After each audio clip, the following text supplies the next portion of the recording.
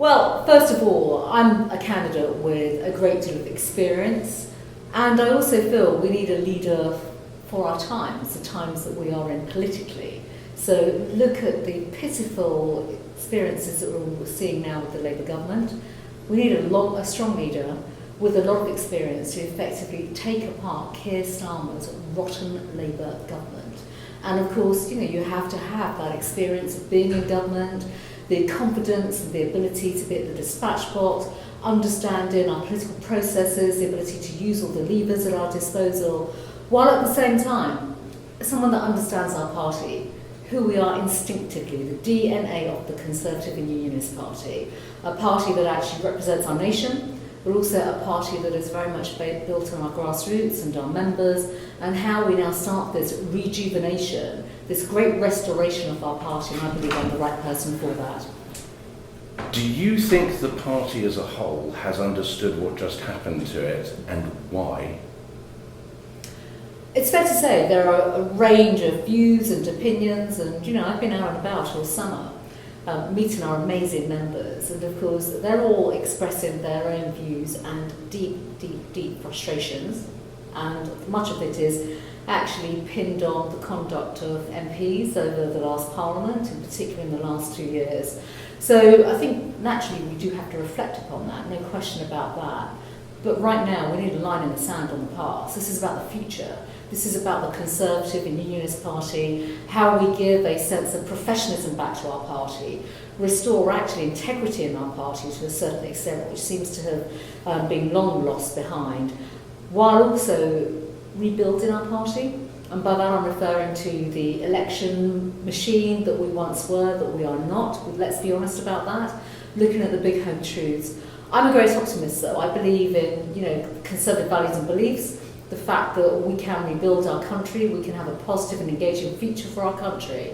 And partly with my experience, the skills, the experience, the strength, the background that I have, obviously being from the party, for the party, bring in that sort of integrated approach together to, yes, unpick Labour, hold them to account, absolutely unravel them where they need to be shamed for the appalling things that they're doing, but demonstrating that we are a national party, a party that can come back, serve our nation in the way in which we have not been serving our whole nation.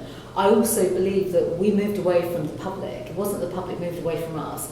We absolutely moved away from them through the shenanigans, the antics in Westminster, some of the, what I call sidebar issues that we just became consumed by, rather than thinking about the mainstream issues that consume the British public, their economic futures, their security, their livelihood, and just the basics around governance of our country. There seems to be this difficult balance to strike for all six of you of get stuck in and be the opposition right now, straight away, we can do that, and we need to have a bit of a reflection on who we are and what we actually represent, because that didn't necessarily work for us on the doorstep in the election. Where's your balance on those two things? You seem to come out saying, let's just get straight back on with it. There will be some that go, hang on, that would be business as usual, and not giving ourselves some time to go, where are we? What is being a Conservative all about for the 2030s? So I hear a bit about that, but quite frankly, I've been on the back benches for 2 years, so it's not business as usual for me. I wasn't part of the front bench, and all the things that happened in recent years. I don't have to reflect on being a Conservative. I'm a lifelong Conservative. I've been involved in our party for 34 years, and Conservatism has not failed. So, I'm happy to debate with anybody that wants to sort of question the DNA of Conservatism. It has not failed. We failed the public by moving away from the public and actually not standing up for Conservative values and beliefs. So I think a recognition of that is really important. Secondly, we were too busy, the party nationally, and I'm not myself, I was not involved in the government. We lost our confidence, clearly, in who we were and what we stood for. We were too busy following what I describe as an appeasement strategy, trying to be all things to all people, a mushy shade of blue, even worse in some cases, a mushy shade of red and yellow. Well, how about just being an authentic right-of-centre Conservative party? Because that, to me, is what we are about. The country is a Conservative country. The British people should be our compass, and it's quite obvious that we moved our compass away from them. What do we do about, what do you do about reform? Is it reform you're after, or are you after their voters? So Reform are over there as an opposition party, and I hear frequently, we should be aping them or being like them. I come back to what I've just said. The British people are our compass. We moved away from them. We need to go back to being a right-of-centre Conservative party, standing up for our principles, our beliefs, and actually delivering practical policies that are deliverable, not really using sound bites to describe policies or trying to appease people through slogans in the way in which we've seen in recent years. The public feel let down by us. The party overpromised and completely failed to deliver in some quarters. That therefore led to the rise of parties such as Reform, who, were promising, I don't know what they were promising, but they were saying things that just appealed to disaffected voters. They weren't promising policies that they were going to implement. They certainly were not doing that. They were absolutely saying things that resonated with the public that we were not delivering on. So bridging that gap is crucial. But what I would say about us now in opposition, we're a party that's in opposition. So even that statement alone is pretty sobering. We have very few levers at our disposal. The one lever that we do have is obviously how we tackle the government through Parliament, and I don't think we've been that robust over this summer, speaking quite candidly. I was the one that called for Parliament to be recalled over the riots, and obviously the public order that we saw earlier on over the summer. I don't think we held the government to account well or robustly at all, particularly on issues such as policing. But the reality is, while we are in opposition, we have the chance now to look at developing good policies for the future that can be delivered and implemented. And this is a crucial thing. There's no point having policies or ideas for the sake of it. We have to demonstrate that they're practical and can be deliverable, and importantly will make an enormous difference to the lives of the British people. There's no point speaking about sidebar issues that will never pay the bills or fill the hopes and aspirations of the country. So we have to be grounded now in our direction and focus on the deliverables. I'm not saying this. Some people say this. I want members to hear your view on this. You mentioned a mushy shade of blue. Would you describe yourself as a candidate from the right? Well, first of all, I think the slogans and definitions are just irrelevant right now. You already heard me speak about being a right-of-centre Conservative party. That's who we are, in my view, and I've always been there. I've always consistently been there. I think it's worth saying as well that, my views have been consistent. My position in the Conservative Party on a plethora of issues ranging from the economy to employment to enterprise and freedoms as well as law and order, they haven't moved at all. I'm firmly anchored there, I really am, right of centre, which is very much where the British people are. That's common ground, which is clearly where their hopes and aspirations are. And that's me to a T. I haven't sort of, traversed a spectrum in any way.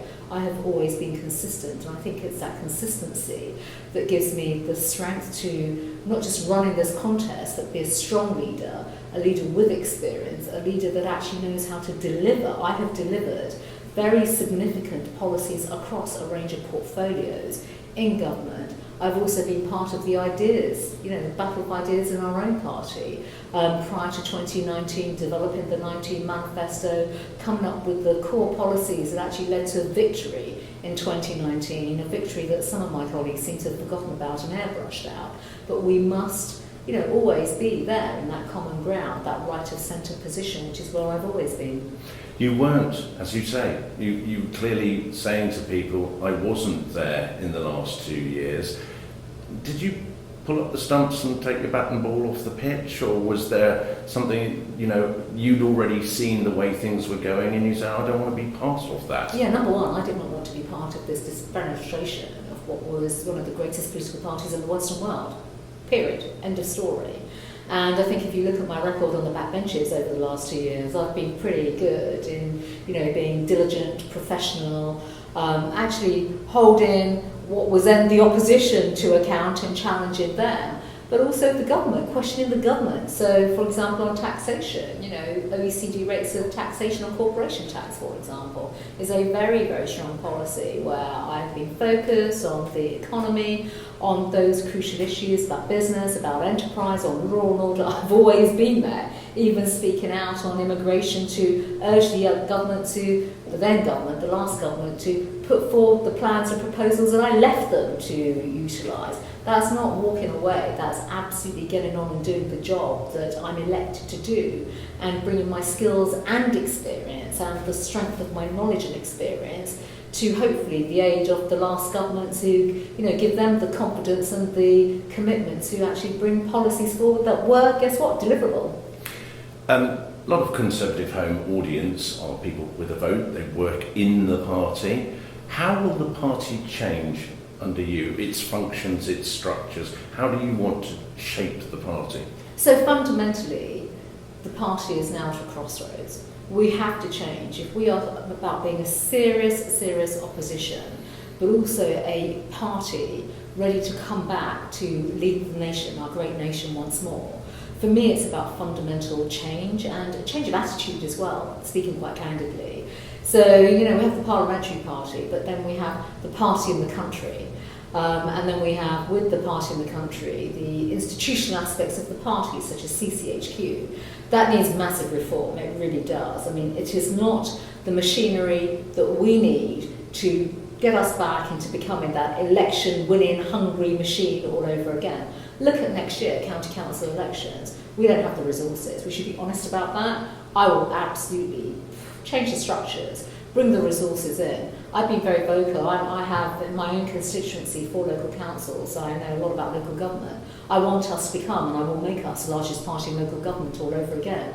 We have to be a grassroots party first and foremost. We can't be a centralised party sitting in an office in Westminster trying to tell the grassroots and the membership how they should be running things and doing things when actually they're more successful than the Westminster party is. Just look at the numbers and look at the way we have over 5,000 councillors and only 121 MPs. So we need to rebalance all of this, and I believe that our party has to be reformed bottom up, not top down. I've spoken consistently about more democracy in our party and for our members day at party conference. Our dear members come to party conference and they wander around but have nothing for them that's bespoke for them at party conference. We should absolutely be changing that.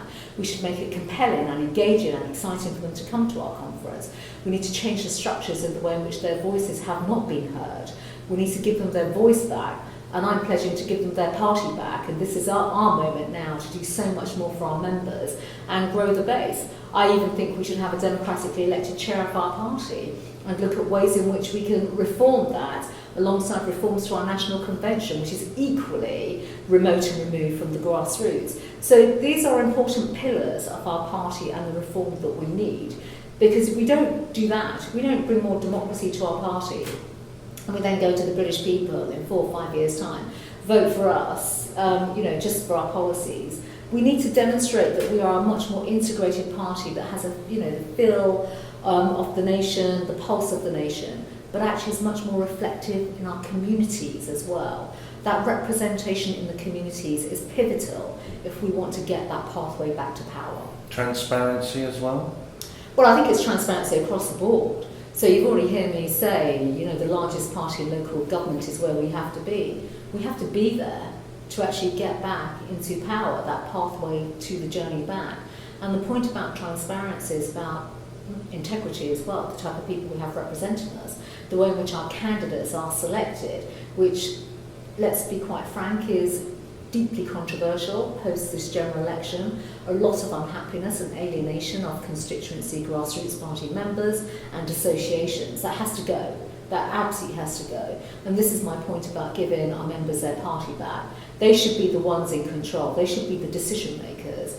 The central function of our party, CCHQ, should actually be providing a much better quality list of vetted candidates, more professional candidates that reflect the country that we live in and the country we aspire to serve, all over again with professional people, different backgrounds, who are from the communities and not just transported into certain constituencies with shortlists that are very, very restricted. That culture has to go. I mean, that, quite frankly, is on par with the culture of cronyism that we're trying to unpick in Westminster with the Labour government right now. I'm always teasing you about rocking the leather jacket. Youngsters, That's right. how important will they be to you as leader? Well, they're pivotal to our future success.